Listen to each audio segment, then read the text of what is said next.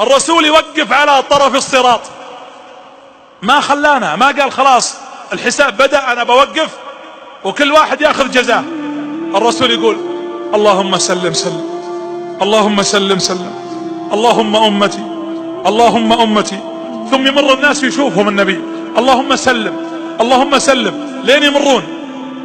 إذا طلعوا واطمأن أن الناس مشوا على الصراط راح للطرف الثاني اللي هو الطرف اللي عند باب الجنة، فتفتح أبواب الجنة ويبدأ الرسول يدخلنا واحد واحد، ياخذك يا إبراهيم ويا محمد ويا فهد ويا خالد ويا منيرة، ويمسكك حتى يهديك ويدخلك إلى قصرك. اللهم لا تحرمنا من هذا الموقف يا رب العالمين. هذا مشهد عظيم. طيب خلاص، طيب دخلنا الجنة انتهينا؟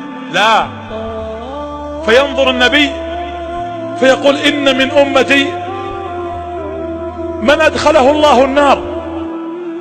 فينظر النبي فيقول إن من أمتي من أدخله الله النار. يا رسول الله حتى أهل النار، حتى الذين عصوا؟ إن من أمتي من أدخله الله النار وإني سأشفع عند ربي حتى يرحمهم. يقول النبي عليه الصلاة والسلام فأذهب تحت عرشه وأسجد وأقول يا رب إن من أمتي من أدخلته النار، اللهم إني أستشفعك فيهم. فيقول النبي فيقول الله يا محمد ارفع رأسك، ويحد لي حدا، يعني حدد لي عدد، ويقول اذهب وأخرجهم من النار. يقول فآتي وأحد الحد وأخرج من أمتي من أخرجهم.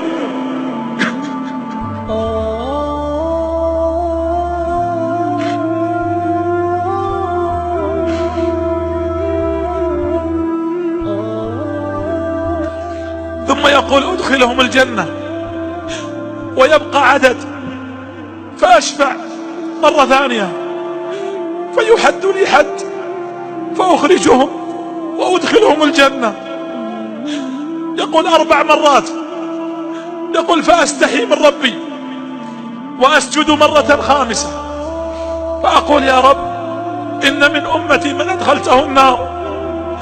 فيقول الله يا محمد ارفع رأسك واذهب وأخرج كل من كان في قلبه لا إله إلا الله. يقول فآتي وأخرج منهم، ثم أذهب المرة السادسة فيقول الله يا محمد اذهب وأخرج كل من كان في قلبه مثقال ذرة. يقول فأذهب حتى يقول الله يا محمد اذهب وأخرج كل من كان في قلبه مثقال حبة من إيمان. يقول فأخرج ما شاء الله من أمتي حتى يدخلون الجنة. ثم إذا أردت الدخول خلاص يا رب إنه من أمتي، فيقول الله له يا محمد إنك لا تدري ماذا أحدث بعدك. أحدث يعني غير، بدل، أبدع، يعني بدعة، ابتدع. قالوا سحقا سحقا فيؤخذ إلى النار. هذه رحمة الرسول عليه الصلاة والسلام. لقد جاءكم رسول من أنفسكم عزيز عليه ما عنتم حريص عليكم بالمؤمنين رؤوف رحيم.